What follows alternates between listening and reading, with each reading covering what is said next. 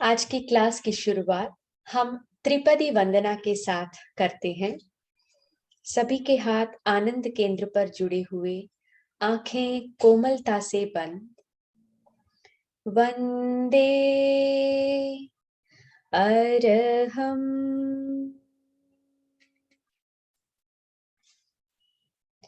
वंदे गुरुवरम, वंदे सत्यम।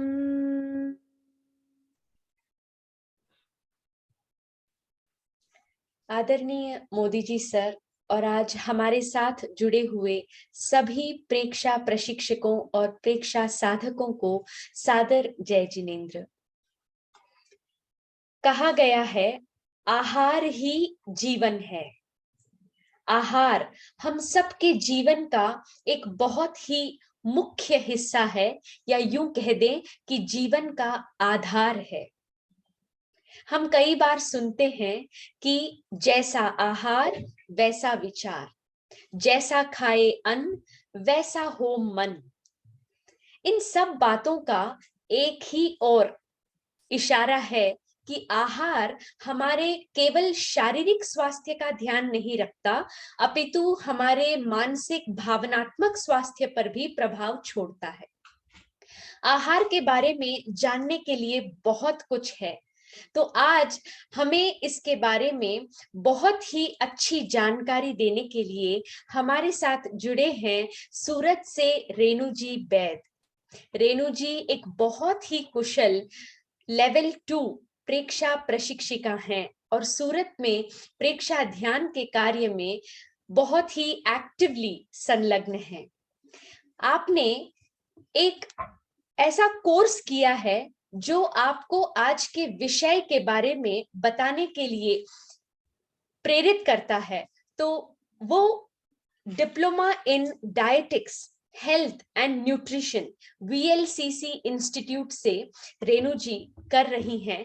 तो आज वे जो पढ़ रही हैं उसके बारे में हमें जानकारी देंगे, जिससे कि हमें भी अपने खान पान की शुद्धि का महत्व पता चलेगा। तो आइए आज हम जानते हैं आहार विज्ञान के बारे में, फूड एंड न्यूट्रिशन के बारे में रेणु जी बैद से। रेणु जी, आपका स्वागत है। थैंक यू अभिलाषा जी।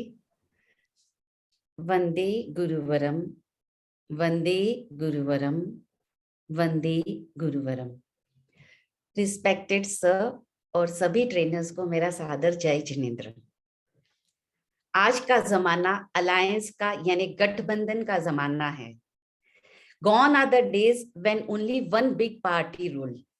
आज बड़ी पार्टी को स्टेबल गवर्नमेंट बनाने के लिए छोटी पार्टी की भी आवश्यकता होती है। In same way, gone are the days when macronutrient यानी प्रोटीन, कार्ब्स, फैट रूल्ड। अब ऑप्टिमम हेल्थ के लिए हमें माइक्रोन्यूट्रिएंट यानी विटामिन, मिनरल्स, इसके साथ दूसरे डाइटरी सब्सटेंस जैसे एंटीऑक्सीडेंट, फाइटोकेमिकल्स की भी जरूरत होती है। और आज की जो हमारी लाइफस्टाइल है, inactivity, hectic lifestyle, processed food खाना या फिर लेट नाइट्स, जो भी हमारी लाइफस्टाइल है, इनके कारण विटामिन्स और मिनरल्स इनकी जरूरत बढ़ती जा रही है। इनके सप्लीमेंट्स भी ज्यादा यूज होने लग गए हैं। तो आज के सेशन में सबसे पहले हम जानेंगे विटामिन्स के बारे में, क्योंकि आपके क्वेश्चन में भी पूछा गया है विटामिन्स का, जो हमने शेयर किया है। और साथ में हम जानेंगे फाइटोकेमिकल और एंटीऑक्सीडेंट्स के बारे में, और प्रेक्षा ध्यान और आहार विज्ञान का क्या संबंध है। तो चलिए सबसे पहले हम जानते हैं विटामिन्स के बारे में। विटामिन्स के बारे में जानने से पहले हम जानते हैं कि न्यूट्रिएंट्स क्या होते हैं। न्यूट्रिएंट्स वो सब्सटेंस होते हैं जो हमारे हेल्थ के लिए, हेल्दी फंक्शन के लिए, रिप्रोडक्शन के लिए, नॉर्मल ग्रोथ के लिए इसेंशियल होते हैं, इसेंशियल फॉर लाइफ सस्टेनिंग, उनको न्यूट्रिएंट बोलते हैं।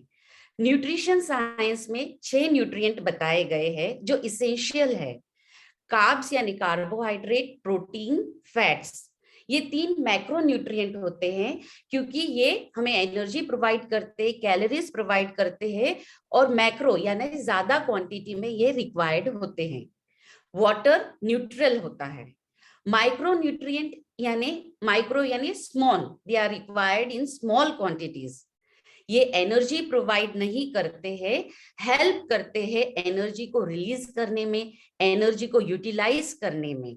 विटामिन्स और मिनरल्स, इनको माइक्रो न्यूट्रिएंट बोलते हैं, और कार्ब्स, प्रोटीन और फैट्स को मैक्रो बोलते हैं। अब हम जानेंगे विटामिन्स के बारे में। तो विटामिन्स क्या है? विटामिन का अर्थ होता है vital for life. Vitamin organic यानी ये अलाइव होता है, कार्बन होता है इसमें। वाइटल यानी नेसेसरी, डाइटरी सब्सटेंस यानी खाने से जो हम लेते हैं, required in small quantities, cannot be manufactured by body, इसलिए हमें इसको डाइट के द्वारा लेना होता है। Essential for growth and maintenance, metabolism के लिए भी जरूरी है। और टोटल नंबर ऑफ विटामिन होते हैं 13। Did you know approx 106 million people take regularly कोई भी काइंड की विटामिन की सप्लीमेंट वो लेते हैं। तो आजकल इससे पता चल रहा है कि विटामिन का इंपॉर्टेंस कितना बढ़ रहा है। अब हम जानते हैं विटामिन 2 प्रकार में क्लासिफिकेशन ऑफ विटामिन, उनकी सोल्यूबिलिटी या घुलनशीलता के आधार पर विटामिन 2 टाइप के होते हैं, फैट सोल्यूबल और वाटर सोल्यूबल। फैट सोल्यूबल यानी जो विटामिन फैट में डिसॉल्व हो जाते हैं। ये फैट सोल्यूबल विटामिन ज्यादातर लीवर में स्टोर होते हैं, इसलिए चूंकि ये लीवर में स्टोर होते हैं तो इसको रोज लेने की आवश्यकता नहीं, कभी कभार हम ले सकते हैं, और ये इजीली एक्सक्रीट नहीं होते। For example vitamin A, D, E, K, ये विटामिन होते हैं फैट सोल्यूबल। अब वाटर सोल्यूबल विटामिन हम जानते हैं। वाटर सोल्यूबल विटामिन यानी जो वाटर में सोल्यूबल होते हैं, ये लीवर में स्टोर नहीं होते एक्सेप्ट B12, वो स्टोर होता है, और ये एक्सक्रीट हो जाते हैं डेली, इसलिए हमें कंटिन्यूस सप्लाई इनका जरूरत होता है क्योंकि ये स्टोर नहीं होते, तो इसको रेगुलर बेसिस में वाटर सोल्यूबल विटामिन को लेना जरूरी होता है। और इस कैटेगरी में आते बी कॉम्प्लेक्स, आजकल इसको बी ग्रुप भी कहते हैं, और बी कॉम्प्लेक्स के अंतर्गत आते हैं 8 विटामिन और विटामिन सी।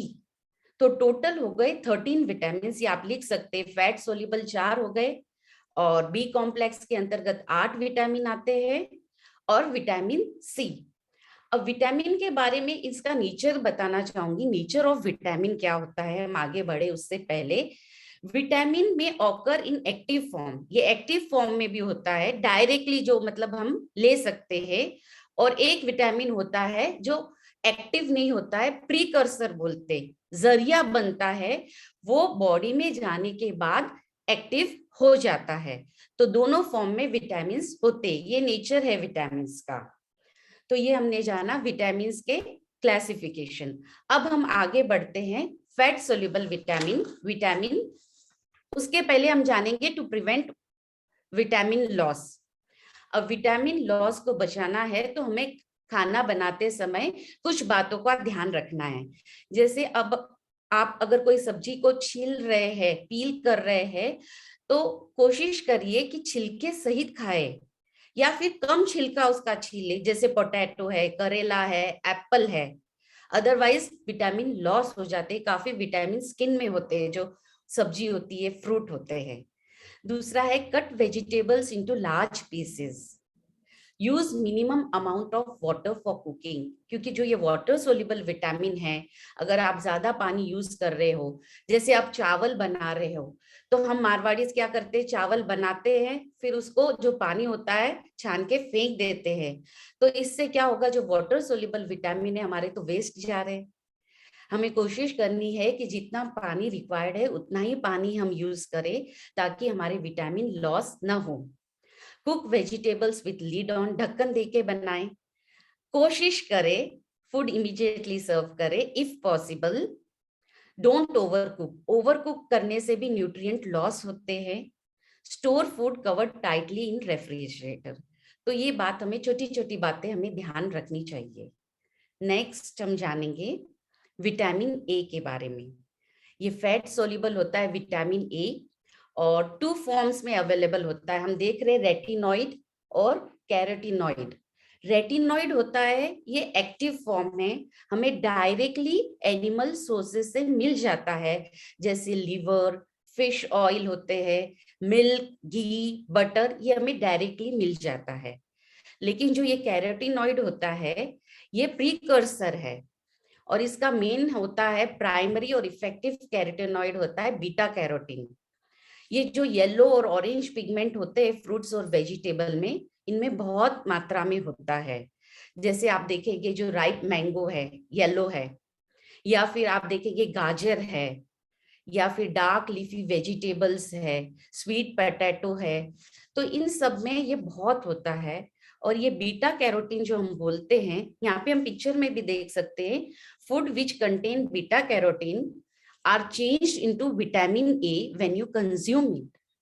जब आप खाएंगे तो वो कंज्यूम करेंगे तब वो विटामिन ए में बन जाएगा। तो इनमें बहुत होता है। और बीटा कैरोटीन एंटीऑक्सीडेंट होते हैं, और एंटीऑक्सीडेंट के बारे में हम जानेंगे आज। बहुत इंटरेस्टिंग टॉपिक है कि ये होता क्या है। और इसका फंक्शन होता है नॉर्मल विजन के लिए, इम्यून सिस्टम के लिए जरूरी है, और इसकी डेफिशिएंसी से नाइट ब्लाइंडनेस हो सकता है, यानी आपको डिम लाइट में कम दिखेगा, डिम लाइट में आप ड्राइव नहीं कर पाओगे, डिम लाइट में पढ़ नहीं पाओगे, इसे बोलते हैं नाइट ब्लाइंडनेस। तो ये विटामिन ए के बारे में हमने जाना। अब हम जानते हैं विटामिन डी के बारे में। जैसे आप पिक्चर में देख पा रहे हो, विटामिन डी को बोलते हैं सनशाइन विटामिन, यानी it is the version made on skin. जो हम D3 लिखा हुआ है, उसका जेनरिक नेम होता है कॉलीकैल्सिफेरॉल। आपको जेनरिक नेम लेवल 2 के लिए जरूरी नहीं है, बस मैं बता रही हूँ, टॉपिक है इसलिए। आप मेन जानेंगे कि नाम विटामिन D3, उसके सोर्सेस क्या है, ये इंपॉर्टेंट है आपके लिए जानने के लिए। और फंक्शन, डेफिशिएंसी भी जरूरी नहीं है। ओके, तो विटामिन डी, इसकी कॉलीकैल्सिफेरॉल है। आप देखेंगे सप्लीमेंट्स में भी ज्यादा यही यूज होती है, D3 कॉलीकैल्सिफेरॉल टैबलेट्स। तो ये डाइटरी सप्लीमेंट में भी यूज होती है, मोर इफेक्टिव होता है। एक D2 भी होता है, वो इतना जानना जरूरी नहीं है। और लीवर और किडनी क्या करते हैं, इसको D3 को कन्वर्ट कर देते हैं एक्टिव फॉर्म, जिसे बोलते हैं कैल्सिट्रियोल। और कैल्सिट्रियोल क्या है, हार्मोन है। तो विटामिन डी न्यूट्रिएंट भी है और हार्मोन भी है। तो जब आप सनलाइट का 5 या 10 मिनट सेवन करते हैं, तो ये विटामिन डी आपको पर्याप्त मात्रा में मिल जाता है, क्योंकि विटामिन डी ये आपके स्किन पे जब सनलाइट पड़ती है तो ये प्रोड्यूस हो जाता है। तो जिसे हम आम भाषा में बोलते धूप सेकना या सनबाथ बोलते हैं, तो ये जरूरी है। अगर हम विटामिन डी के हमारे पास पर्याप्त मात्रा नहीं है, तो फिर कैल्शियम भी एब्सॉर्ब नहीं हो पाएगा। आप कैल्शियम भरपूर ले रहे, दूध भरपूर पी रहे, लेकिन विटामिन डी नहीं है, तो वेस्ट ही हो जाएगा, क्योंकि वो एब्सॉर्ब ही नहीं होगा।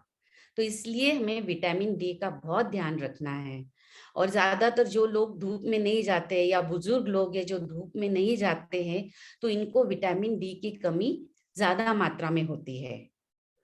तो इसलिए इसको सनशाइन विटामिन बोलते हैं, because it is easily produced in the skin on exposure to sunlight. और स्मॉल अमाउंट हमको विटामिन डी के मिल सकते हैं डेयरी प्रोडक्ट में, milk, cheese, butter, egg, fish, oyster, इनमें भी होता है, लेकिन ज्यादा सनलाइट में हमें मिलेगा। सनलाइट भी आप अगर ज्यादा आपको प्रॉब्लम है हार्श सनलाइट से, तो सुबह सनराइज के बाद भी आप ले सकते हैं, अदरवाइज ओवरहेड भी ठीक है। और फंक्शन है to build strong bones, bone growth के लिए जरूरी है, और सबसे इंपॉर्टेंट कैल्शियम एब्जॉर्प्शन के लिए बहुत जरूरी है। इसकी डेफिशिएंसी से एक बीमारी होती है, आप सबने नाम सुना होगा, रिकेट्स। एक सेकेंड, रिकेट्स आप देख सकते हो पिक्चर में। इसको सरल भाषा में हम समझे, सॉफ्टनिंग ऑफ द बोन्स।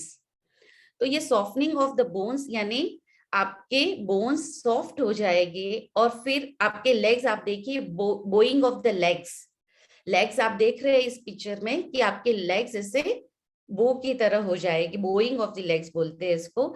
तो इससे क्या होता है कि आपको फ्रैक्चर होने की संभावना भी बढ़ जाती है। Next, vitamin E. Vitamin E को बोला गया है vitamin in search of disease, क्योंकि इसकी कमी होती ही नहीं है। ये ऑलमोस्ट सभी फूड में पाया जाता है, सब मात्रा में, और इसको बोलते हैं नेचर्स मोस्ट पावरफुल एंटीऑक्सीडेंट। सबसे पावरफुल एंटीऑक्सीडेंट विटामिन ई को बोलते हैं। विटामिन ई सेलेनियम के साथ, जो एक ट्रेस मिनरल है, उसके साथ पार्टनर के रूप में काम करता है एज ए एंटीऑक्सीडेंट। और इसके सोर्सेज है वेजिटेबल ऑयल्स। वेजिटेबल ऑयल्स जैसे groundnut, soy, cotton, safflower oil, all are rich sources of vitamin E. इसके अलावा ग्रीन लीफी वेजिटेबल्स है, नट्स एंड सीड्स है, आप पिक्चर में भी देख सकते हैं, oils, green leafy vegetable, nuts and seeds, इन सब में पर्याप्त मात्रा में होता है। Function, the most powerful antioxidant, और इसके बहुत काम होते हैं। ये प्रोटेक्शन करता है आरबीसीज का, सेल मेम्ब्रेन का, लीवर की इंजरी से बचाता है, फ्री रेडिकल से बचाता है, हम फ्री रेडिकल के बारे में भी जानेंगे। तो इसकी डेफिशिएंसी बहुत रेयर होती है, क्योंकि सभी फूड में ये पाया जाता है। नेक्स्ट है विटामिन के।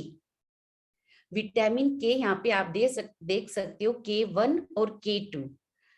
तो K1 जो होता है ये फिलोक्विनोन, ये हमें प्लांट्स के द्वारा मिलता है, और K2 होता है मेनाक्विनोन, ये हमारे इंटेस्टाइन में जो बैक्टीरिया होते हैं वो सिंथेसाइज करते हैं, इसको बनाते हैं, और ज्यादातर ग्रीन लीफी वेजिटेबल्स में ये पाया जाता है।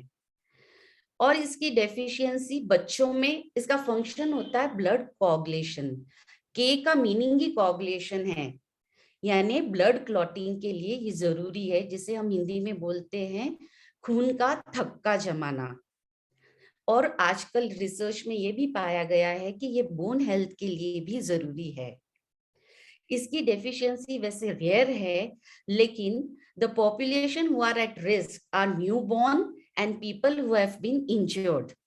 जो न्यूबॉर्न इन्फेंट्स या बेबीज होते हैं, उनके विटामिन के का रिजर्व्स कम होता है, इसलिए वो रिस्क पे होते हैं, और इस बीमारी को बोलते हैं हेमोरेजिक डिजीज ऑफ न्यूबॉर्न। हेमोरेजेस यानी सीवियर ब्लीडिंग, और इंजरी होती है तो भी ब्लीडिंग होती है, इसलिए उन लोगों को विटामिन के का सप्लीमेंट लेना जरूरी होता है। और एक बात है, take vitamin K supplement if you are suffering from excessive menstrual bleeding, क्योंकि एक्सेसिव साइन होता है कि आपके विटामिन के लो है। और एक बात ध्यान रखनी है कि जो हम ज्यादा एंटीबायोटिक्स लेते हैं, उसके कारण क्या होता है, जो हमारे इंटेस्टाइन में ये बैक्टीरिया है, जो ये विटामिन के को बना रहे, सिंथेसाइज कर रहे हैं, वो खत्म हो जाते हैं। इसलिए हमारे गट हेल्थ के लिए जरूरी है कि हम इन सब बातों का ध्यान रखें, ज्यादा एंटीबायोटिक्स से बचें। इसलिए सप्लीमेंट्स की जरूरत का कारण भी ये भी होता है कि हमारे गट बैक्टीरिया डिस्ट्रॉय हो जाते हैं। नेक्स्ट है विटामिन सी।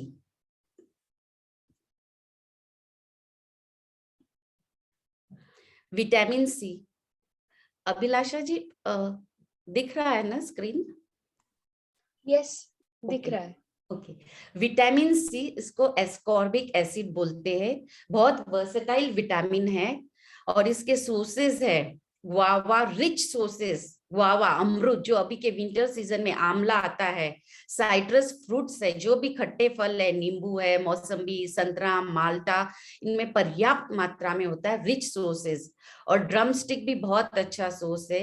इसके साथ tomatoes, vegetable like cabbage, beans, peas, ये सब भी इसके गुड सोर्सेस है। इसकी डेफिशिएंसी से एक डेडली बीमारी होती है स्कर्वी। ये पहले होती थी जब 15th और 17th सेंचुरी में सेलर्स होते थे, वो बहुत लंबी सी जर्नी करते थे, तब उन्हें पर्याप्त मात्रा में फ्रूट्स और वेजिटेबल नहीं मिलते थे, तब ये बीमारी ज्यादा होती थी। इसकी डिफिशियंसी के सिम्टम्स हो गए weakness, bleeding gums, loose teeth, ये इसके सिम्टम्स होते हैं। और फंक्शंस, बहुत वर्सेटाइल विटामिन है, पावरफुल एंटीऑक्सीडेंट है, इम्यून सिस्टम के लिए बहुत अच्छा है, टी सेल्स बनाता है। और आज के कोरोना के संदर्भ में विटामिन सी सबसे ज्यादा सप्लीमेंट्स इसकी लेते हैं लोग। एब्जॉर्प्शन ऑफ आयरन के लिए जरूरी है, कैल्शियम के एब्जॉर्प्शन के लिए जरूरी है, बोन फॉर्मेशन के लिए जरूरी है, वुंड हीलिंग के लिए जरूरी है, और needed in infection and fever to help recovery. बहुत सारे फंक्शन है, तो विटामिन सी का हमें विशेष ध्यान रखना है। तो आगे बढ़ते हैं हम, अब हमारे बी कॉम्प्लेक्स की ओर आते हैं।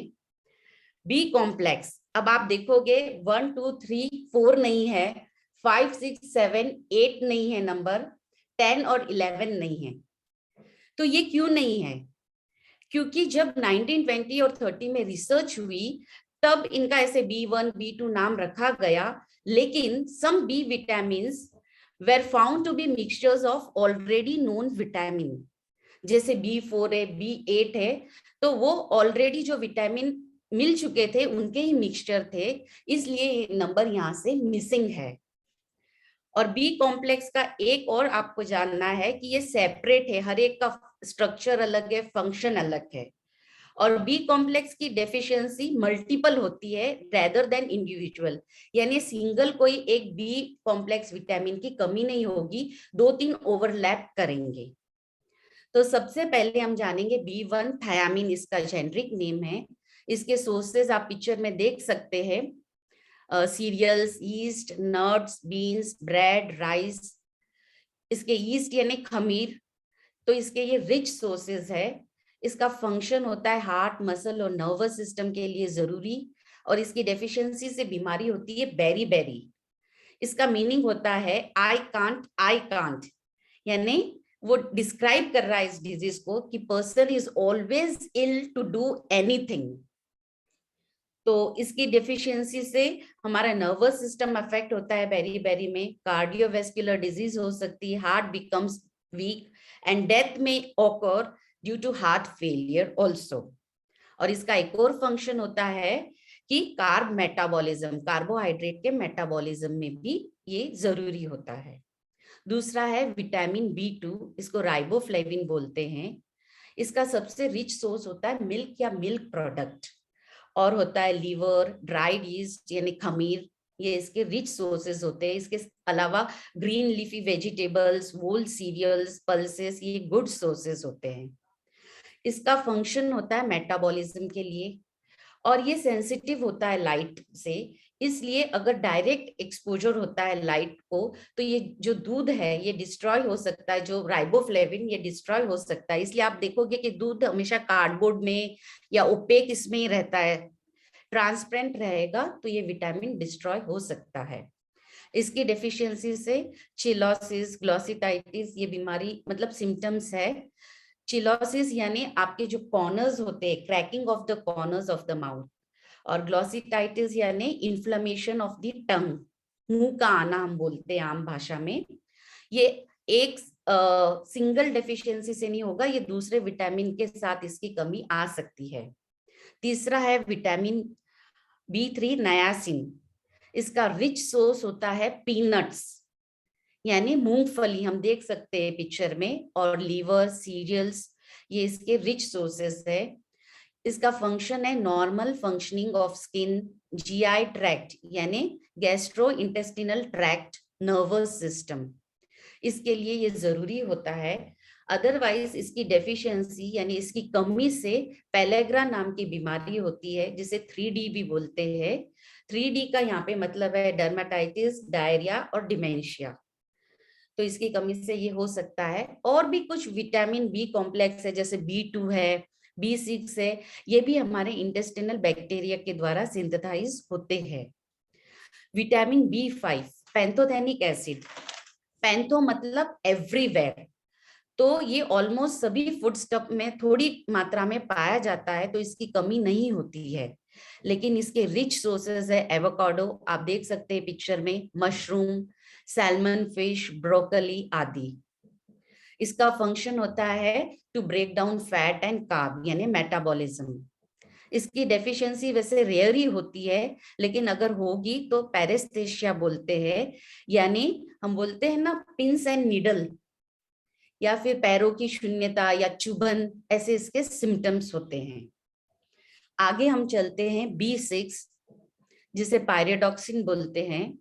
इसके सोर्सेज होते हैं व्हीट जर्म, यानी ऊपर का लेयर जो गेहूं का होता है, vegetable, whole cereal, nuts and seeds, आप देख सकते हो पिक्चर में।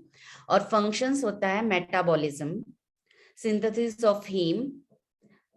डेफिशिएंसी होती है, इसकी भी कम होती है वैसे डेफिशिएंसी, अगर होगी तो पेरिफेरल न्यूरोपैथी कहते हैं, यानी डैमेज टू वन और मोर ग्रुप ऑफ नर्व्स। और विटामिन B2 में जो डेफिशिएंसी है वो भी इसमें हो सकती है। अब विटामिन B7 बायोटिन, बायोटिन नाम आपने बहुत सुना होगा। इसकी सप्लीमेंट्स भी लेडीज बहुत लेती है। क्यों? क्योंकि maintains good health of hair, nail and skin. और इसके सोर्सेस सबसे रिच सोर्स होता है एग्स, उसके बाद बनाना, मूंगफली, और हमारे बैक्टीरिया जो इंटेस्टाइन में होते हैं वो भी इसको सिंथेसाइज करते हैं, तो इसलिए इसकी कमी आमतौर पे नहीं होती। नेक्स्ट है फोलेट। फोलेट ये नेचुरल फॉर्म इसका फोलेट होता है, और जो हम सप्लीमेंट लेते हैं उसको फोलिक एसिड बोलते हैं।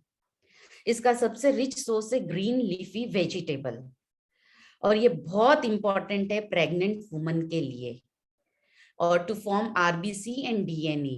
प्रेग्नेंट हम देखेंगे कि अगर प्रेगनेंसी के समय डॉक्टर्स तुरंत फॉलिक एसिड की सप्लीमेंट चालू कर देते हैं, क्योंकि इसकी डेफिशिएंसी से जो बेबी होता है वो डिफेक्टिव हो सकता है। बहुत सारे बर्थ डिफेक्ट्स होते हैं, जैसे स्पाइनल कॉर्ड का डिफेक्ट हो जाएगा, या बेबी के बहुत से पार्ट ब्रेन के मिसिंग हो जाएंगे, हार्ट डिफेक्ट हो सकता है, लिम्ब डिफेक्ट हो सकता है। इसको NTD बोलते हैं, यानी न्यूरल ट्यूब डिफेक्ट। आप सरल भाषा में समझिए कि बर्थ डिफेक्ट होने की बहुत संभावना होती है। तो जो भी आपके परिचित हो सब लेडीज को जरूर बताइएगा फॉलिक एसिड के बारे में। नेक्स्ट हम जानेंगे B12। इसकी डेफिशिएंसी भी काफी होती है, खास करके वेगन्स में। वेगन्स मतलब वो लोग जो मिल्क या मिल्क से बने प्रोडक्ट भी नहीं लेते हैं। हम लोग वेजिटेरियन, हम लोग मिल्क लेते हैं, दूध दही खाते हैं, तो हम में इसकी कमी होने की संभावनाएं कम हैं, क्योंकि इसका जो RDA यानी जो डेली रिक्वायरमेंट है बहुत कम है। 1 mcg यानी ग्राम का 10 लाखवां हिस्सा, इतनी कम इसकी रिक्वायरमेंट है। लेकिन फिर भी इसकी सप्लीमेंट्स भी बहुत ली जाती है, इसकी कमी बहुत होती है। क्यों? क्योंकि अगर हम मिल्क ले रहे, चीज ले रहे, कर्ड ले रहे, लेकिन अगर ये एब्जॉर्ब अच्छे से नहीं हो रहा है तो भी इसकी कमी आ सकती है। तो और मिल्क से ज्यादा कर्ड में होता है ये, क्योंकि कर्ड में लैक्टोबैसिलस नाम के बैक्टीरिया होते हैं जो इसको सिंथेसाइज करते हैं। फ्रूट के स्किन में भी पार्शियली ये बन सकता है, और ज्यादा एनिमल ओरिजिन के फूड में होता है, लीवर, मिल्क, चीज, कर्ड आदि में। इसका भी फंक्शन फॉलेट के जैसे RBCs और DNA के लिए है। DNA जो हमारा जेनेटिक मटेरियल होता है सेल का, और रेड ब्लड सेल के फॉर्मेशन के लिए, ब्रेन फंक्शन के लिए जरूरी है, मेटाबॉलिज्म के लिए जरूरी है। और the only B vitamin our body यानी लीवर कैन स्टोर, और इसकी डेफिशिएंसी से बीमारी होती है जिसको बोलते हैं पर्नीशियस अनीमिया। पर्निशियस यानी डेडली अनीमिया होती है इसके, और उसके कुछ लक्षण होते हैं जैसे फैटिक, येलो स्किन, या फिर लो हेमोग्लोबिन लेवल्स, या फिर डीजनरेशन ऑफ स्पाइनल कॉर्ड, इसके ये सिम्टम्स होते हैं। तो ये तो हमने जाना बी कॉम्प्लेक्सेस के बारे में।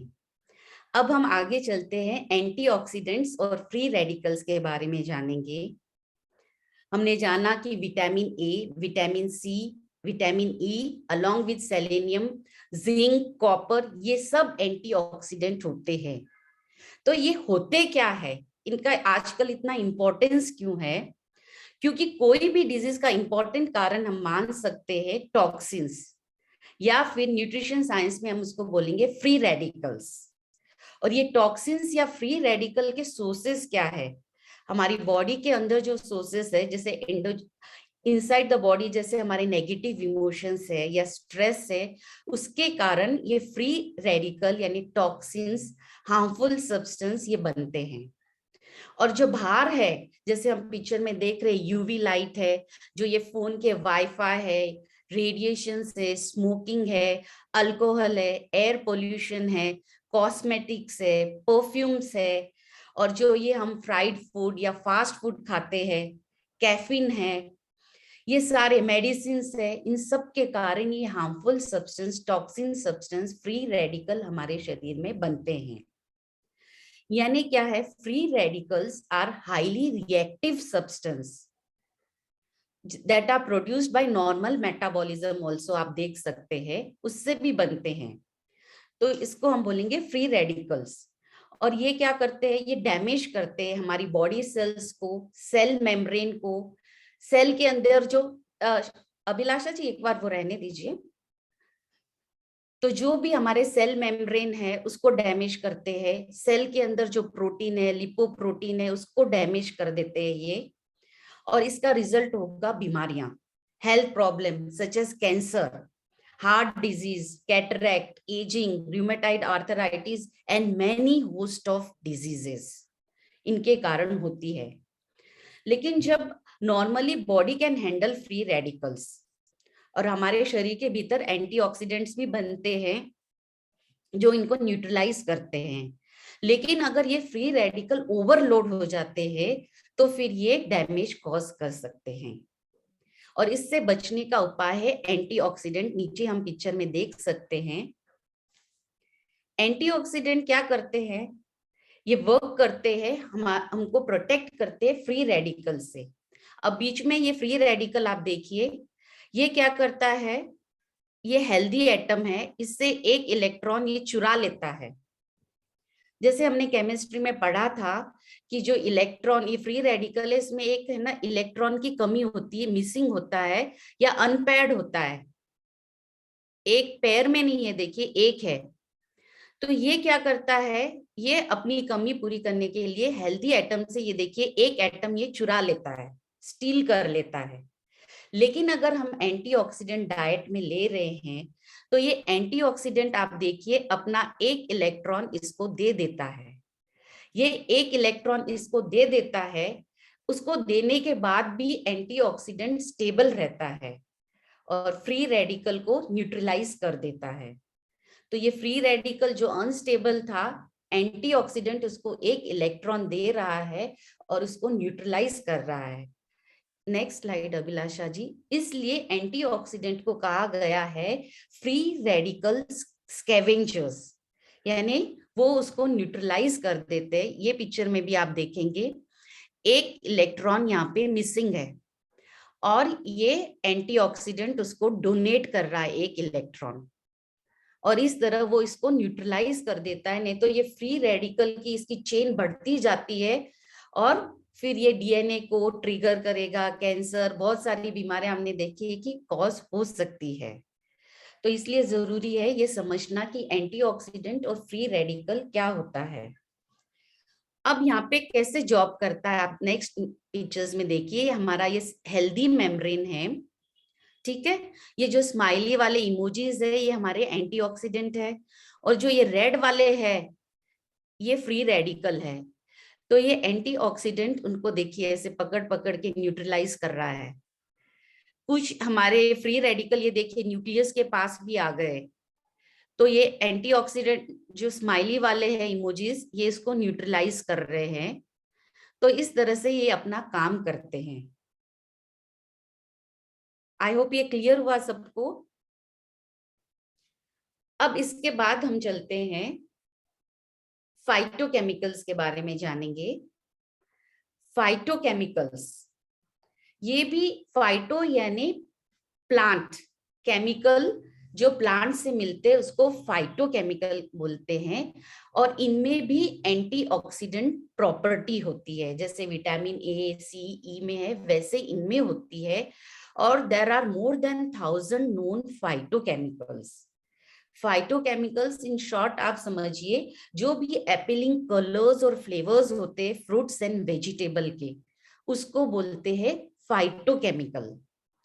एंटीऑक्सीडेंट प्रॉपर्टी होती है, साथ में और भी ये हमें डिजीज से बचाते हैं, तो इसलिए ये भी बहुत जरूरी है। WHO ने रिकमेंड किया है कि ईट रेनबो डाइट। जैसे रेनबो में 7 कलर होते हैं, वैसे ही हमारा डाइट भी कलरफुल होना चाहिए। जितने ये कलर होंगे, जितने ये फ्लेवर्स होंगे, ये बहुत ह्यूज डिफरेंस बनाएगा हमारी हेल्थ में। जैसे व्हाइट कलर आप देख रहे हैं, कीप योर हार्ट स्ट्रॉन्ग। अगर आप प्याज खा रहे हैं या जो भी है, कैरेट खा रहे हैं तो प्रोटेक्ट्स योर आई हेल्थ। ये ब्रिंजल है, helps your memory and improves your mineral absorption. अगर येलो आप खा रहे हैं तो बूस्ट योर इम्यून सिस्टम। अगर आप रेड कलर ले रहे हैं तो फाइट अगेंस्ट डिजीज। ग्रीन ले रहे हैं तो fight free radicals, powerful detox है। तो इसलिए कलर्स का बहुत इंपॉर्टेंट है। तो जितने आप कलर्स और फ्लेवर्स ऐड करेंगे उतना अच्छा है। एक ही एक तरह का मत खाना खाइए, फ्लेवर्स को ऐड करिए। हमने बहुत सुना है an apple a day keeps a doctor away, लेकिन जब फाइटोकेमिकल के बारे में जब मैंने सुना पढ़ा तब मुझे समझ में आया कि ये क्यों कह रहे हैं। क्योंकि एप्पल का ये एग्जांपल ले लीजिए, एप्पल में हजारों फाइटोकेमिकल पाए गए हैं। सबसे इंपॉर्टेंट है क्वर्सिटिन, इसकी टैबलेट्स भी बहुत लोग लेते हैं और इसकी स्किन के बीनीथ ही ये फाइटोकेमिकल मिले हैं। तो इसलिए कहा गया है an apple a day keeps doctor away. तो हमें फ्लेवर इसका खत्म नहीं करना है, अभी टाइम कम है, नहीं तो और डिटेल में बताती। नेक्स्ट हम चलते हैं फ्रूट्स के बारे में जानेंगे। उसके पहले ये एंटीऑक्सीडेंट और फाइटोकेमिकल्स एक बार आप फिर देख सकते हैं। यहाँ पे लाइकोपिन और ल्यूटिन ये फाइटोकेमिकल है जो हमें प्लांट से मिलते हैं। जैसे पिंक और रेड फ्रूट में, टमाटो, वाटरमेलन में लाइकोपिन होता है। ल्यूटिन नाम का फाइटोकेमिकल GLF यानी ग्रीन लीफी वेजिटेबल्स में होता है, पपायास में होता है, पीस में होता है, जो भी हरी सब्जियां हैं उसमें होता है। और भी बहुत सारे फाइटोकेमिकल होते हैं, जैसे ग्रीन टी में भी होता है, कैचेकिन होता है, या फिर आप देखिए कि इसमें पत्ता गोभी में इंडोल्स होते हैं, सब में होता है। तो आप मिक्स करिए आपके डाइट को। Colors and flavors will neutralize the effect of free radicals. आगे हम बढ़ते हैं, फ्रूट्स के बारे में जानेंगे। फ्रूट्स के बारे में बहुत फैक्ट्स होता है। देखिए, जब हमारा हाथ गंदा होता है तो हम हाथ को धो लेते हैं, आजकल सैनिटाइज कर लेते हैं। But what if we are dirty from inside, फिर हम क्या करेंगे? तब हम फ्रूट्स खाएंगे, क्योंकि fruits are natural cleansers that scrubs your body from within. अगर भीतर की सफाई करनी है तो आपको फ्रूट्स लेना पड़ेगा। देखिए, make half your plate fruits and vegetables. Eat rainbow diet, एक कलरफुल डाइट है, तो इसलिए फ्रूट्स का बहुत इंपॉर्टेंस है। Eat a rainbow diet, always have seasonal fruits and locally grown. Exotic fruits के पीछे मत पड़िए। जो सीजनल फ्रूट है, अभी जो विंटर सीजन में आ रहे हैं वो खाइए, जो लोकली ग्रोन है वो खाइए। जो एक्सोटिक फ्रूट्स होते हैं वो केमिकली लोडेड होते हैं, तो आप ये भी ध्यान रखिए। और एक क्वेश्चन ज्यादा पूछा जाता है कि what is the good time to consume fruits. Fruits को आप आइसोलेशन के टाइम में लीजिए, यानी एक मील आपने नाश्ता किया है, नाश्ते के साथ मत लीजिए, उसके 2-2.5 घंटे के बाद लीजिए, या आपने लंच किया है उसके 2-2.5 घंटे के बाद लीजिए।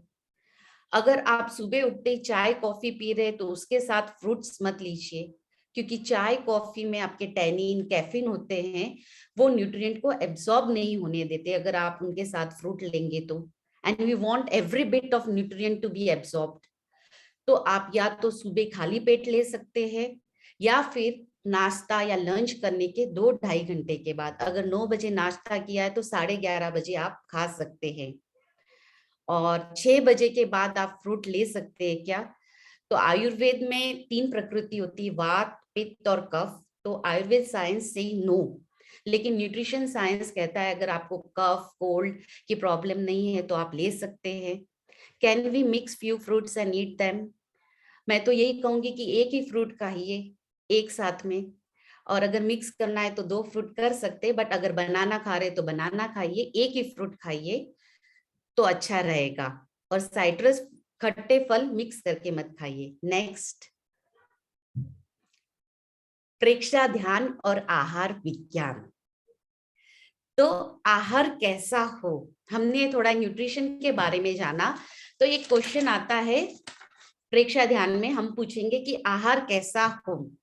तो सबसे पहले देखिए, आहार हमारे जीवन के लिए अनिवार्य अपेक्षा है, तो ये फर्स्ट क्राइटेरिया है। और दूसरा सूत्र हम बोल सकते हैं कि आहार कैसा हो। सर, क्या मैं कंटिन्यू 5 मिनट ये कर सकती हूँ? कर लीजिए पूरा कंप्लीट। हाँ, ये लास्ट है सर। तो आहार हमारा हित मित और रुत और सात्विक होना चाहिए। हित यानी जो हमारे स्वास्थ्य के अनुकूल हो, मित यानी थोड़ी मात्रा में, रुत यानी आचार्य श्री महाप्रज्ञ जी ने इसका मीनिंग बताया है कि हमें अपने श्रम का खाना है, दूसरे के शोषण करके नहीं खाना है, मुफ्त का नहीं खाना है। कई जगह रुत को बोलते ऋतु के अनुसार। और भोजन हमारा सात्विक होना चाहिए। सात्विक यानी जिस भोजन से हमारे शुक्ल लेशिया के विचार जागे, या पद्मलेशिया के प्रकंपन उठे, या जो भोजन हमारे ऊपर के केंद्र को सक्रिय बनाए, उसे सात्विक भोजन कह सकते हैं। आयुर्वेद में इसे बोलते सत्व गुण बढ़ाने वाला। इसके साथ ये भी ध्यान रखना है कि भोजन करते समय भाव क्रिया का प्रयोग हो, मौन रहे, प्रसन्नता रहे, ये सब बातों का ध्यान रखना है। मित आहार का अर्थ क्या है? तो मित आहार का शाब्दिक अर्थ है परिमित भोजन या संतुलित भोजन। और परिमित भोजन की कसौटी क्या है? खाना खाने के बाद अगर आपको हल्का लग रहा है, आपका माइंड एकदम फ्रेश है, काम करने का मन है, आपको आलस नहीं आ रहा है, खाट तोड़ने का मन नहीं हो रहा है, तो आप समझ सकते हैं कि आपने परिमित भोजन किया है। ये इसका क्राइटेरिया है।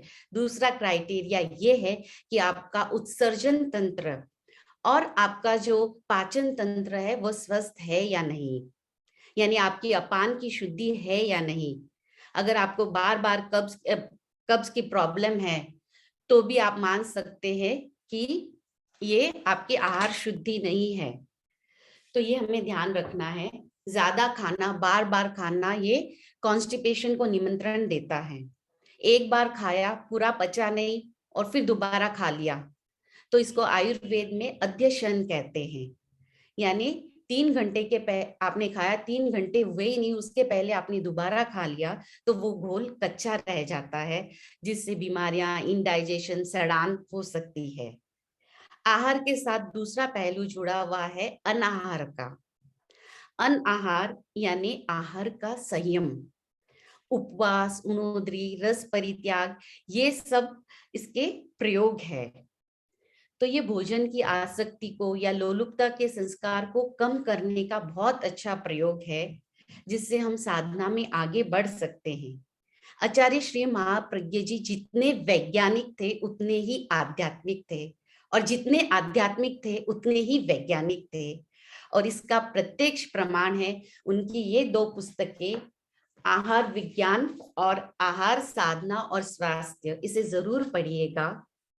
और अंत में आहार विज्ञान की निष्पत्ति क्या है? शारीरिक, मानसिक और आध्यात्मिक स्वास्थ्य। शारीरिक स्वास्थ्य का मूल्य आचार्य श्री ने बताया है केवल 10% है। मानसिक स्वास्थ्य का मूल्य 3 गुना है, 30% है। और सबसे इंपॉर्टेंट है हमारा आध्यात्मिक यानी भाव या भावनात्मक स्वास्थ्य, उसका मूल्य है 60%। तो शारीरिक, मानसिक और आध्यात्मिक स्वास्थ्य, इसके लिए जरूरी है आहार विवेक। और प्रेक्षा ध्यान पद्धति में जिस आहार विवेक पर इतना बल दिया गया है, मूल रूप से उसका संबंध इन पोषक तत्वों यानी न्यूट्रिएंट के विवेकपूर्ण चयन से ही है। तो निष्कर्ष में हम कह सकते हैं कि आहार हमारे जीवन की अनिवार्य अपेक्षा है, इसको हम इग्नोर नहीं कर सकते, लेकिन साथ में ये चिंतन और विवेक रहे कि हमें किस प्रकार का आहार करना है, कैसे करना है, खाना है या नहीं खाना है, ताकि हमारी साधना और स्वास्थ्य दोनों सर्वोत्तम बने रहे। ओम अरहम। Thank you.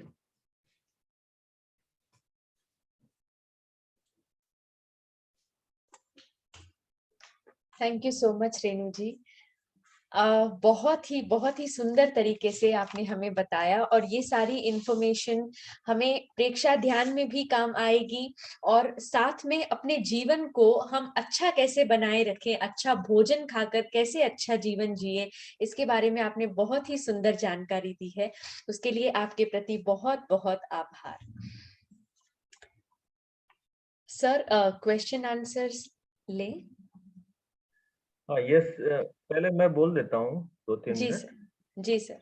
हाँ, एक तो सभी के लिए जानना जरूरी है कि आहार वैसे प्रेक्षा ध्यान का डायरेक्ट विषय तो नहीं है, लेकिन इम्पोर्टेंट इसलिए है कि आहार को जाने बिना हम स्वास्थ्य को अच्छा नहीं रख सकते, और शरीर का स्वास्थ्य अच्छा रहेगा तो साधना में बिना बाधा के आगे बढ़ सकते हैं। जैसे बोलते हैं ना, शरीर माध्यम खलु धर्म साधना। इस दृष्टि से आहार को जानना, कैसा आहार लेना चाहिए, ये सारी बातें जानना आवश्यक है। तो जैसा इस बार सारे प्रेजेंटेशन अच्छे हो रहे हैं, उसी क्रम में आज का भी प्रेजेंटेशन अच्छा था।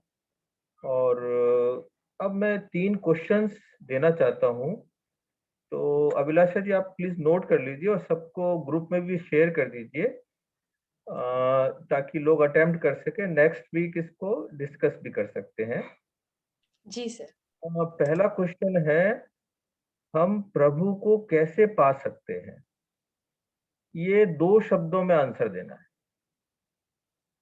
दूसरा क्वेश्चन है, क्या माला फेरना भी ध्यान है क्या? क्या मंत्र जप करना या माला फेरना भी ध्यान है क्या? ये यस नो में दे सकते हैं। तीसरा क्वेश्चन है, मंत्र जप ध्यान कब बनता है? मंत्र जप ध्यान कब बन जाता है? तो ये 3 प्रश्न सारे लेवल 2 के जितने भी अपने लेवल 2 या जो है पास है वो भी आंसर दे सकते हैं। तो आप नंबर दे दीजिए, उनको शेयर कर देंगे, तो सबका अटेम्प्ट हो जाएगा। नेक्स्ट वीक अपन डिस्कस कर सकते हैं। तो इसी के साथ में और किसी का कोई प्रश्न तो मुझे लगता आया नहीं है लेवल 2 के पिछले क्लासेस से संबंधित। तो फिर आज के टॉपिक की क्वेश्चंस आप ले सकते हैं प्लीज। Ji sir. एक हेमा जी बोथरा का हैंड रेस है। हेमा जी बोथरा, प्लीज अपने आप को अनम्यूट करें।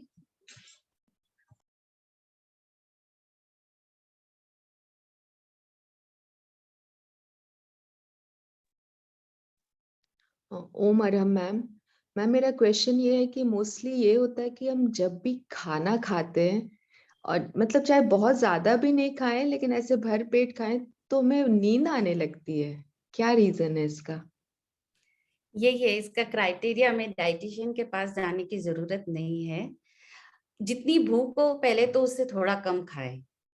दूसरी बात है कि थोड़ी हमें ये भी पता रहना चाहिए कि खाना खाए तो एक भाग, जैसे 50% हम खाना खाए या 60-70 खाए, थोड़ा हमें पानी और वायु के लिए भी, मतलब उसके लिए भी थोड़ी जगह छोड़नी चाहिए।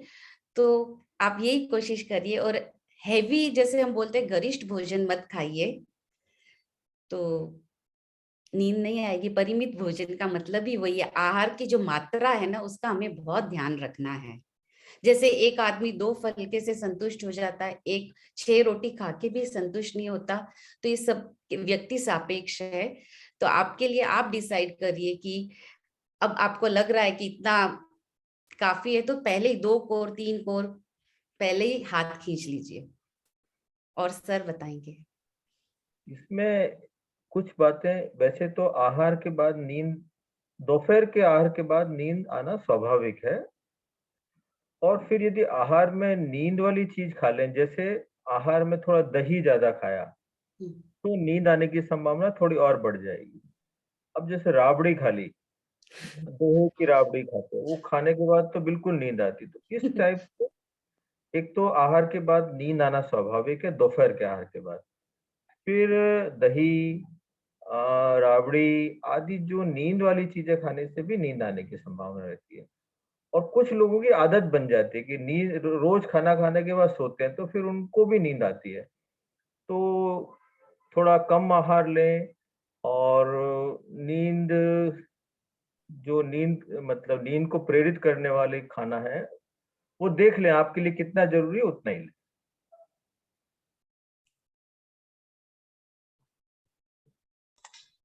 Thank you sir.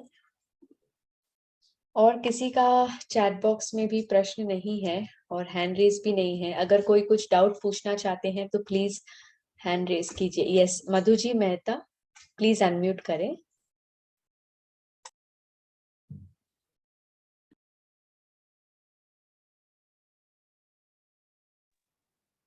जय जिनेन्द्र, मैं ये पूछना चाह रही हूँ कि जैसे अपने मतलब हीमोग्लोबिन पर्याप्त मात्रा में है और फ्रूट्स और ये भी ज्यादा नहीं देते हैं, तो फिर क्या करना चाहिए जिससे कि हीमोग्लोबिन ज्यादा बढ़े नहीं और बैलेंस बना रहे? एक बार प्लीज रिपीट करिए, हीमोग्लोबिन क्या? मतलब जैसे मैंने अभी मेरी रिपोर्ट निकलवाई, मेरा 15.5 है हीमोग्लोबिन, लेकिन अब ये ज्यादा बढ़ने पर बॉडी में कुछ इफेक्ट होगा, तो उसके लिए क्या करना चाहिए कि इसका बैलेंस बना रहे? No idea. ऐसे तो अच्छा है आपका हीमोग्लोबिन, लेकिन नहीं, लेकिन अब ज्यादा नहीं बढ़े तो इसमें किस चीज का ध्यान रखना चाहिए कि ज्यादा नहीं बढ़े? आज सर सर हेमोग्लोबिन की, वैसे कोई भी चीज, अच्छी चीज भी ज्यादा होना अच्छा नहीं है। जी सर। हीमोग्लोबिन को अच्छा माना जाता है, लेकिन ज्यादा होना भी, बहुत ज्यादा होना अच्छा नहीं है। जैसे इसकी जो भी लिमिट होती है ना, जैसे जी पुरुषों के लिए अलग लिमिट है, लेडीज के लिए अलग लिमिट है। हाँ, लिमिट से 14। बाहर आपका हेमोग्लोबिन जा रहा है यदि, तो आपको डॉक्टर से कंसल्ट करना चाहिए एक बार, ताकि आपकी पूरी जांच हो कि आपके क्यों बढ़ रहा है हेमोग्लोबिन बहुत ज्यादा। तो इस पर थोड़ा सा जांच आपको डॉक्टर से सलाह लेनी चाहिए। जी sir, thank you sir. Thank you sir. Ranjana ji please अपने आप को अनम्यूट करें। जय जिनेन्द्र सर। मैम, मेरा ये क्वेश्चन था कि जैसे अब 2 खाने के बीच में गैप होनी चाहिए, पर जो सनसेट का अपना चक्कर होता है जैन धर्म में, तो फिर वो गैप हो नहीं पाता है। मतलब सुबह की भूख, मतलब शाम को भूख लगे ना लगे पर खाना तो पड़ता ही है। अगर ना खाएं तो फिर बाद में वो लग जाता है। तो ये थोड़ी, मतलब इसको कैसे मैनेज करें?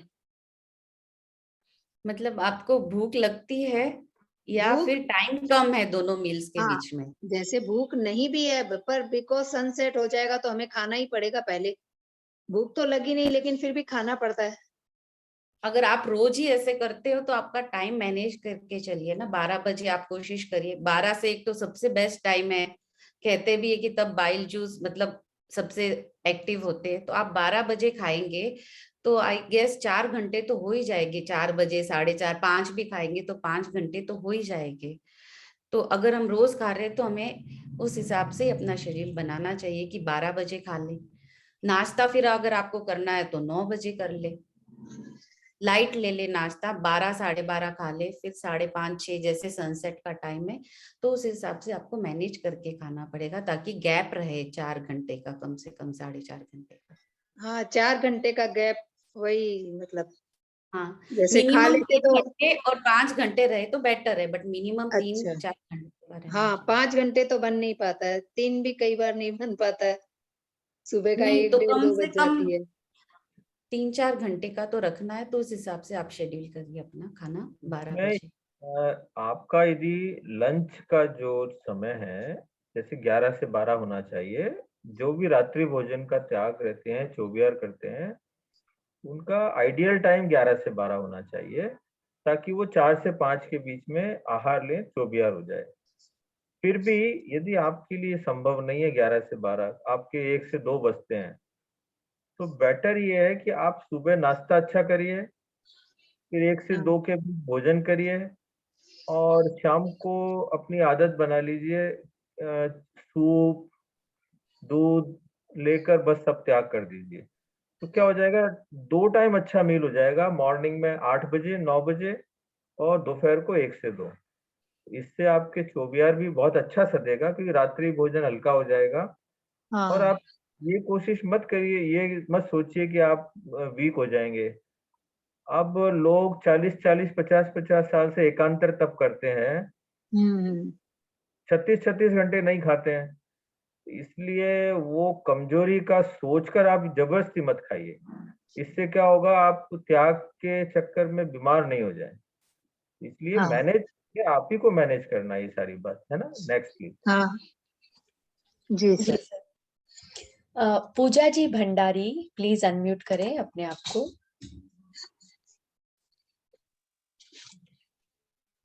सर मेरा सवाल ये था कि बोलते हैं कि शाम को टाइम में लाइट खाना खाना चाहिए, अगर लाइट खाना खाएं तो रात में नींद ही नहीं आती, फिर तो पूरी रात ऐसे ही हो जाता है कि। और दूसरा क्वेश्चन ये है कि जैसे आपने बताया कि चावल में पानी निकालने से बाहर चले जाते हैं, लेकिन लोगों में भी वो कि चावल अगर पानी ना श्वास की प्रॉब्लम हो जाती है, तो इसलिए दोनों में दोनों को क्या करना चाहिए? पूजा जी शायद थोड़ा सा नेटवर्क लो था, तो आपका सेकंड क्वेश्चन तो हमें सुनाई नहीं दिया। अच्छा मैं रिपीट करूं? यस। तो मैं ये कह रही थी कि आपने कहा ना चावल बॉईल करने के टाइम वो करें, पानी निकालें, कम निकालें, मतलब जैसे न्यूट्रिशन बाहर चले जाते हैं, तो उससे क्या होगा कि अगर हम चावल का पानी सहित यूज करें चावल, तो उसमें मतलब बोलते हैं कि सांस की प्रॉब्लम हो जाती है, ब्लीसिंग की प्रॉब्लम हो जाती है, बोले बिना मांड के चावल खाओ तो सांस उठने लगता है। तो ये सबके लिए, ये देखिए ये जनरलाइज्ड रूल नहीं है, ये एक कॉमन बात कही गई है। अगर आपको तकलीफ है तो आप वैसे खा सकते हैं। एक जनरल बात जैसे न्यूट्रिशन साइंस में बोलते हैं कि वाटर लीच आउट हो जाता है, तो उनके लिए है। और एक क्वेश्चन क्या था आपका? वही कि शाम की टाइम अगर खाना कम खाओ तो नींद ही नहीं आती रात में। ये देखिए, ये जो खाना है ना, हंगर, ये हमारा माइंड में होता है, साइकोलॉजिकल होता है। या आपने अगर माइंड में बिठा लिया है कि नींद नहीं आती है, तो वो ये माइंड का होता है, तो ऐसा कुछ भी नहीं है। उल्टा तो जैसे सर ने कहा कि हम अगर नहीं खाते, तो आजकल तो डिटॉक्स का इतना मतलब चल रहा है कि टॉक्सिन्स निकलते और निकलते, तो ये हमारे माइंड में है। और कुछ 7 दिन 8 दिन अगर हम अभ्यास करेंगे, तो जैसे हम रूटीन में अभ्यास करेंगे तो वो सेट हो जाता है। और सर बताएंगे। नहीं, आप बस खाली कुछ दिन है ना, अभ्यास करिए। अभ्यास से जैसे जो एकांतर तप की शुरुआत करते हैं, तो उनको 2-4 दिन 1 महीना थोड़ा एडजस्ट करना पड़ता है, फिर आदत पड़ जाती है। तो आप यदि संकल्प से करेंगे तो हो जाएगा। Thank you sir. और कहते भी है ना, कोई चीज नई स्टार्ट करते हैं तो हमारे 3 दिन 7 दिन, 7 दिन के बाद हैबिट बनती है, तो वो 7 दिन एक परीक्षा की घड़ी होती है, तो फिर धीरे धीरे सेट हो जाता है।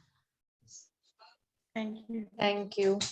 मंजू जी पारक, प्लीज अपने आप को अनम्यूट करें।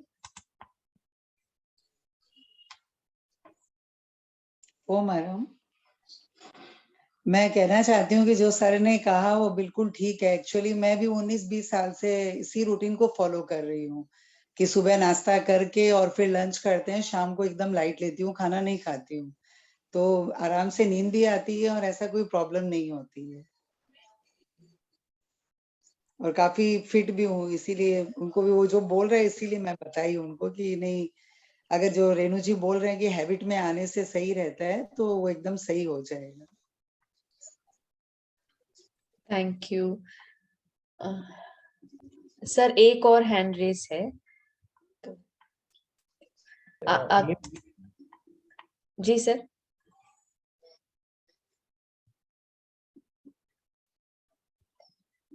आकांक्षा जी गौतम, प्लीज अपने आप को अनम्यूट करें।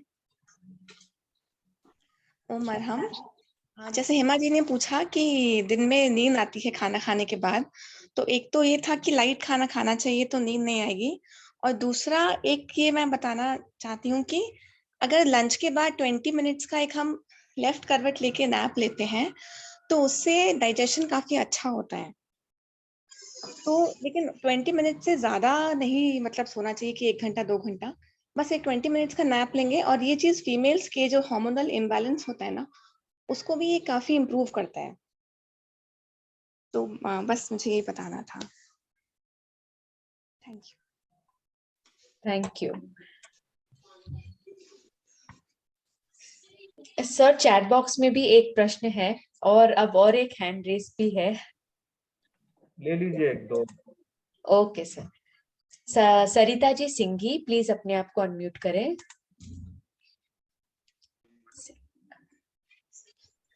हाँ, जय जिनेंद्र सर, मेरा क्वेश्चन ये है कि मेरे को ना एसिडिटी और गैस का बहुत बड़ा प्रॉब्लम है, और अभी तो वैसे विंटर का सीजन है तो बोलते डाइजेशन अच्छा होता है, पर मेरा खाना भी लाइट है, एक्सरसाइज भी है, योगा भी है, ध्यान भी है, फिर भी ना मेरे को एसिडिटी और गैस का बहुत ज्यादा प्रॉब्लम है। और जैसे मेरी रूटीन भी रेगुलर है, मैं खाना भी हैवी नहीं खाती हूँ ज्यादा।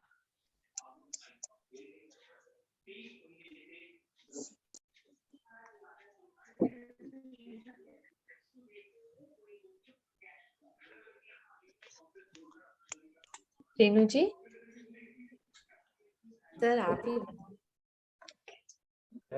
जो सरिता जी का जो प्रश्न है, इसमें लगता है कि सामान्य से 80% तो कोई ना कोई कारण जरूर होता है कि या तो आपके कोई केमिकल बैलेंस नहीं है शरीर के अंदर, या आपका आहार ठीक नहीं है, या आहार का लेने का तरीका सही, मतलब कुछ ना कुछ आप सही नहीं कर रहे हैं, उसके कारण है। या आहार में कोई ऐसा एसिडिक आहार ले रहे हैं आप, ज्यादा एसिडिक आहार ले रहे हैं, जैसे आप चीनी ज्यादा ले सकते हैं या ठंडा ज्यादा ले रहे हैं, मतलब कोई ना कोई ऐसा कारण जरूर होता है एसिडिक आहार, मतलब एक्चुअली एसिडिटी होना। सर अभी तक मैं बॉम्बे में थी और इस बार मैं एमपी भोपाल में हूँ, तो क्या ये ठंड की वजह से भी इस बार मेरे को ज्यादा प्रॉब्लम हुआ है? दूसरा तो क्या कारण, ठंड से भी हो सकता है क्या ये प्रॉब्लम? हाँ, दूसरा कारण ये होता है कि मानसिक कारण भी होता है। जैसे स्ट्रेस। कोई व्यक्ति बहुत ज्यादा सोचता है, और ज्यादा सोचने से भी एसिड ज्यादा बन जाता है। जैसे ज्यादा सोचते सोचते तनाव की स्थिति आ गई, तो उससे एसिड रिलीज होता है। तो ज्यादा सोचने से, या नेगेटिव इमोशन से, या आहार का इम्बैलेंस होने से, बहुत सारे कारण हैं। अब 80% चांसेस है इन कोई भी इनमें से एक कारण होगा आपके साथ में, और 10 से 20% होता है वेदनीय कर्म, कि मतलब कोई पिछले एक्चुअली का आपका कोई ऐसा है, सर, पिछला कोई ऐसा कर्म है आपका वेदनीय। एक्चुअली सर ये हमारे जेनेटिक भी है, हाँ हाँ, आप सुनिए, जेनेटिक भी है सर ये कारण, थोड़ा मेरी मदर को भी यही प्रॉब्लम था। बीच में मत बोलिए पहले। वो तो हाँ सॉरी सर। 10 से 20% कारण इसमें वेदनीय कर्म भी होता है। तो मत जेनेटिक भी मान लें, वेदनीय कर्म मान लें, तो ये तो 10 से 20% उत्तरदायी है। 80% कारण आप स्वयं हैं। तो इसलिए आपको थोड़ा सा एनालिसिस दोबारा करिए, आप एक बार अच्छे से एनालिसिस करिए, तो शायद आपको कारण मिलेगा आपको, है ना। Next please. Thank you sir. Sunita ji Jain का एक चैट बॉक्स में प्रश्न है कि आयरन युक्त फूड क्या कम खाना चाहिए?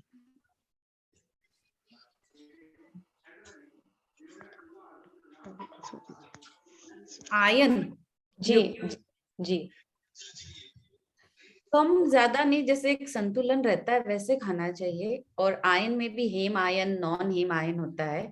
तो हम लोग तो जो वेजिटेरियंस है उनको तो जो ग्रीन सब्जी है, बादाम है या फिर बीन्स है, इनमें से मिलता है। जो ग्रीन लीफी वेजिटेबल्स है, आमंड्स है, सीड्स है, तो जितना जरूरी है उतना तो खाना ही पड़ेगा। आयन तो बहुत जरूरी है। और आयन के एब्जॉर्प्शन के लिए भी जैसे हमने बात की कि विटामिन सी भी जरूरी है। तो जी, thank you Renu ji. Pooja ji Bhandari, please अपने आप को अनम्यूट करें। सर मेरा क्वेश्चन ये है कि मैं दीर्घ श्वास के बारे में आपने बताया था ना, तो मैं ये पूछना चाह रही थी कि जैसे दीर्घ श्वास जैसे अपना आयुष्य है, जो लंबा श्वास लेने मतलब श्वास से टिका है या वक्त से, मतलब जैसे कोई बोलते हैं ना इतनी सांस ही लिखेड़ी है, और एक होता है टाइमिंग, मतलब कि इतने ईयर है आपके, तो वो दोनों में से मतलब क्या है, वो थोड़ा सा क्लियर करें। आयुष्य का जो संबंध है, ऐसा लगता है टाइम से कम है, और उसका आयुष्य का भोग होता है श्वास लेने के तरीके से, भोग होता है श्वास के आयुष्य का, आयुष कर्म का भोग। तो जो सही तरीके से श्वास लेता है, धीरे धीरे लंबा श्वास लेता है, उस व्यक्ति का आयुष्य का तो पूरा पूरा आयुष्य वो जीवन जीता, पूरे आयुष्य का जीवन जीता। तो आयुष्य का संबंध ईयर्स से नहीं है। यदि एक व्यक्ति का मान लिया एक सर्टेन, यदि एक आयुष्य कर्म बहुत अच्छा है और यदि उसको ईयर्स में कैलकुलेट करें सामान्य श्वास के साथ, तो उसे 90 साल है। यदि वो बहुत ज्यादा तनाव का जीवन जीता है, अच्छा आहार नहीं लेता, तो उसका श्वास कैसा हो जाएगा, नॉर्मल से उसकी संख्या ज्यादा हो जाएगी। ज्यादा क्यों होगी, उसका रहने का तरीका अच्छा नहीं है, सोचने का तरीका अच्छा नहीं है। इसके कारण आयुष्य कर्म का भोग जो 90 साल तक उसको जीवित रख सकता था, हो सकता है उसका आयुष 10 साल 15 साल कम हो जाए, क्योंकि उसका खाने का तरीका अच्छा नहीं है, सोचने का तरीका नहीं है, और श्वास लेने का तरीका अच्छा नहीं है। इन सारे ही कारणों से आयुष्य पर आयुष्य निर्भर करता है। दूसरा, जैसे कभी कभी अचानक कोई ऐसा कारण बनता है कि शरीर के ऑर्गन फेल हो जाते हैं या ब्रेन डेड हो जाता है, ऐसे समय भी आयुष्य टिकता नहीं है। तो इसलिए ये दूसरी बातों को छोड़ दें, केवल श्वास की बात करें, तो आयुष्य कर्म का ज्यादा संबंध समय से ना होकर श्वास से ज्यादा। धन्यवाद sir. Thank you so much sir. Sir अब कोई क्वेश्चंस नहीं है, आप प्लीज क्लास संपन्न करवाएं। पूज्य गुरुदेव के प्रति कृतज्ञता ज्ञापित करेंगे। परीक्षा प्रणेता आचार्य श्री महाप्रज्ञ जी के प्रति, परीक्षा अनुशास्ता आचार्य श्री महाश्रमण जी के प्रति, और इस लोक में जितने भी आचार्य हैं, गुरु हैं, जो भी वीतरागता का मार्ग बता रहे हैं, कल्याण का मार्ग बता रहे हैं, उन सब गुरुओं के प्रति भी कृतज्ञता। कृतज्ञोस्मि, हम सब पूज्य गुरुदेव के प्रति आभारी हैं। कृतज्ञोस्मि, हम सब पूज्य गुरुदेव के प्रति आभारी हैं। कृतज्ञोस्मि, हम सब पूज्य गुरुदेव के प्रति आभारी हैं। कृतज्ञोस्मि सर, हम सब आपके भी बहुत बहुत आभारी हैं। कृतज्ञोस्मि रेणु जी, हम आपके प्रति भी बहुत बहुत आभारी हैं। आज का ये सेशन बहुत ही सुंदर रहा।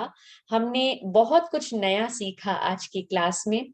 आगे भी हम एक नए टॉपिक के साथ जुड़ेंगे और हम सब अपने अपने ज्ञान को इस 8 to 9 लर्निंग आवर में बढ़ाएंगे, इसी आशा के साथ। ओम अरहम।